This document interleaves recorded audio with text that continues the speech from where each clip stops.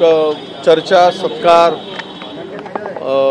आणि एकूण निवडणुकीवर सुद्धा चर्चा करायसाठी आजची बैठक आयोजित केलेली आहे। मुळात आज नेता निवडीचा निर्णय आज मला वाटतं की शक्यता नाही आणि हायकमांडमधून कोणी आज चेन्नीथाला साहेब आज येणार होते पण ते पण आले नाहीत आणि पुढच्या आठवड्यामध्ये या संदर्भातला निर्णय होईल। आज चर्चा काय होते मलाही माहीत नाही चर्चेचं, पण आपण सगळे आमदार एकत्र नवनियुक्त आमदार एकत्र बोलवण्याचा निर्णय प्रदेशने घेतला, त्यामुळे सर्व आमदार आता उपस्थित आहेत। नेता निवडीचा निर्णय आज होणार नाहीये का? आता चर्चेमध्ये काय होतं मला माहीत नाही, पण मी अंबादास दानवे यांनी म्हटलंय की सोबळावर लढाईचं आमची अनेकांची इच्छा होती। नाही, आता महाराष्ट्रातील एकूण राजकीय परिस्थिती, आता निर्माण झालेली परिस्थिती, जे आलेले निकाल, या सगळ्यांचं विश्लेषण आता आम्ही करू, याचा आम्ही मंथनही करू आणि यानंतर आम्ही खरं तर आघाडीमध्ये नुकसान झाला फायदा झाला ही पण त्यांची इच्छा आहे, तशी आमची पण इच्छा होती। त्यामुळं हा इच्छेवरचा विषय नाही, आम्ही आघाडी म्हणून लढलो आणि आघाडी म्हणून लढल्यानंतर निकालानंतर त्यांनी काय करायचं आहे तो त्यांचा निर्णय आहे। त्यांची काय भूमिका आहे ते मांडलेत, आमची काय भूमिका आहे आमचे प्रदेशाध्यक्ष मांडतील, आम्ही पण मांडू, पण त्याला थोडासा एवढ्या घाईने आम्ही काय आमची भूमिका जाहीर करणार नाही। वरिष्ठ पातळीवर आमच्या हायकमांडशी चर्चा करू, हायकमांडशी चर्चा झाल्यानंतर या संदर्भात काय भूमिका घ्यायची, आम्ही ही बाजू राज्यातील या सगळ्या राजकीय परिस्थिती संदर्भात चर्चा झाल्यानंतरच आम्ही तो निर्णय घेऊ। काही नेत्यांची अशी इच्छा होती का आपण पण सोबत लढायचं म्हणून काँग्रेसने?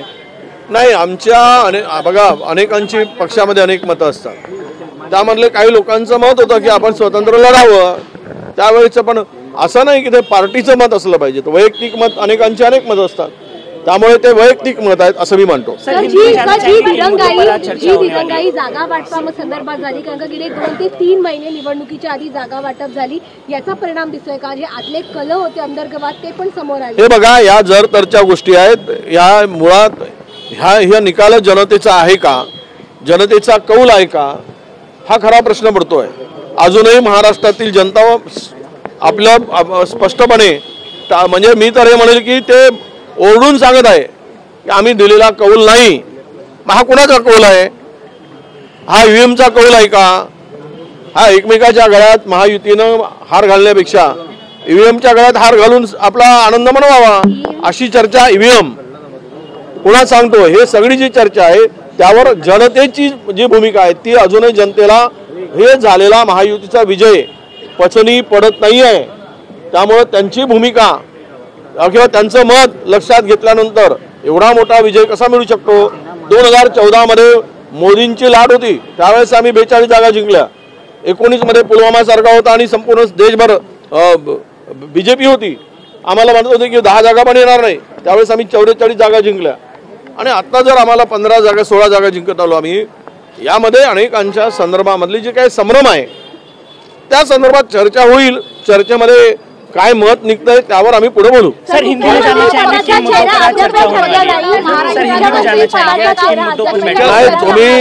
तुम्ही विचारताय नेतृत्वात बदलाचा संदर्भातला जो काही निर्णय आहे तो हायकमांडच्या संदर्भात आहे, ते मला विचारून काही उपयोग नाही। हे बघा, त्या संदर्भात माझं मत विचाराल तर मला वैयक्तिक मत माझं काही नाही, पार्टीचं जे मत असेल तो निर्णय आम्हाला मान्य असेल। सर, हिंदी में जानना चाहेंगे किन मुद्दों पर आज चर्चा होगी? नहीं, आज मुद्दा नवनियुक्त जो हमारे सर, हाँ सर, हिंदी ईव्हीएम वर जो तुम्ही आक्षेप घेता आहे, देवेंद्र फडणवीस म्हणतात की कोर्टाने ही भूमिका स्पष्ट केली आहे की ईव्हीएम मध्ये कुठल्याही प्रकारचा घोळ झाला नाही। कोर्टाचं जे काही आता निर्णय दिलेला किंवा कोर्टाचं जे काही मत आहे ते आम्ही ऐकलंय। खरं तर आम्ही या संदर्भात कोर्टाच्या भूमिकेवर काही प्रश्नचिन्ह आम्हाला उभं करायचा विषय नाही, आम्ही तो अधिकार पण नाही, परंतु महाराष्ट्र नव्हे देशातील जनता ज्यावेळेस ओरडते त्यावेळेस ज्युडिशरीने सुद्धा गांभीर्यानं या संदर्भातली थोडीशी भूमिका जर मांडली असती तर आम्हाला आनंद झाला असता। अर्थात निर्णय त्यांचा सर्वोच्च निर्णय आहे, त्यावर प्रतिक्रिया द्यायची आम्हाला आवश्यकता नहीं। हिंदी में जानना चाहेंगे किन मुद्दों पर आज बैठक में? नहीं, मुद्दों की नहीं, नवनियुक्त जो हमारे नए चुनाव जीतकर आए एमएलए जो है उनको बुलाया गया है उनके साथ में चर्चा करने के लिए। चर्चा करके सब बातें, ये एक मुद्दा है कि चलो उनका सत्कार भी हो, उनका स्वागत भी हो। और दूसरी बात इम्पोर्टेंट ये है कि ये जो इलेक्शन हुआ है वो इलेक्शन में थोड़ा किस वजह से हमें इतना बड़ा नुकसान उठाना पड़ा, क्या बहुत बड़ा जो महाराष्ट्र में ये हमारे खिलाफ में जनमत क्या रिजल्ट आया है, उस बारे में भी हम लोग चर्चा करेंगे। और हार के बारे में मंथन तो करना है ना कि क्यों हुआ है, ये इसके बारे में आज की बैठक है। सर सत्ता पक्ष कह रहे हैं एलिगेशंस आप लोग लगा रहे हैं। हाँ ईवीएम के साथ कुछ हुआ है क्या एलिगेशन? नहीं, देखो मैंने तो नहीं कह रहा हूँ, 79 असेंबली में वोट कम मिले ये मैं नहीं कह रहा हूँ। काउंटिंग के बाद में उसको मैच नहीं हो रहे और कुछ 34 या 32 या ऐसे कुछ इसमें ज़्यादा वोट मिले, मतलब 100 के आसपास कॉन्स्टिट्यूंसी में वोटों का तालमेल ही नहीं है। फिर ये करेक्ट कार्यक्रम क्या हुआ है, करेक्ट कार्यक्रम किया गया या ये करेक्ट नहीं है, इस बारे में जो है वो लोगों की भावना है, वही हमारी भावना है। जनता जब चिल्ला के कह रही कि हमारे ये निकाल हमने मैंडेट दिया नहीं है, ये हमारा नहीं है, ऐसे लोग बोल रहे हैं, हर गांव से ये प्रतिक्रिया आ रही है। सर सत्ता पक्ष कह रहा है कि हार हजम नहीं हो रही इसलिए ईवीएम। ठीक है, वो उनका तो वही कहना होगा ना, कुछ भी करके वो चुनाव जीतने के बाद में यही कहेंगे। अरे 2019 में भी भारतीय जनता पक्ष को 105 जगह मिली, 132 जगह कैसे मिलती है?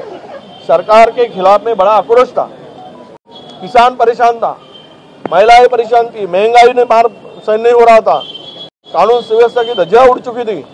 कौन था? एमएसपी नहीं मिल रहा था, यहाँ पे बेरोजगार भटक रहा था रास्ते पर। ये सब बातें सरकार के खिलाफ में थी। लेकिन फिर भी इतने रिजल्ट आने के बाद तो लोगों की शंकाएं बढ़ती है। शरद पवार साहब तो इससे इनकार कर रहे हैं, वो कह रहे हैं कि ईवीएम पे शक नहीं करना चाहिए। अरे आपने गलत बोला है, उन्होंने तो वकील का पैनल भी निर्माण है, उनके स्टेटमेंट आपने फिर से पढ़ो क्या बोला है पवार साहब ने। सर मुख्यमंत्री के चेहरे पर अभी तक निर्धारण नहीं हो पा रहा है, मुख्यमंत्री के चेहरे पर अभी तक निर्धारण नहीं हो पा रहा है। वो उनका काम है, किसको उनका अधिकार है, हम लोग उसके बारे में कमेंट्स करने का अधिकार है। Thank you sir, thank you sir, thank you sir. ये हम करेंगे फिर अगली बार।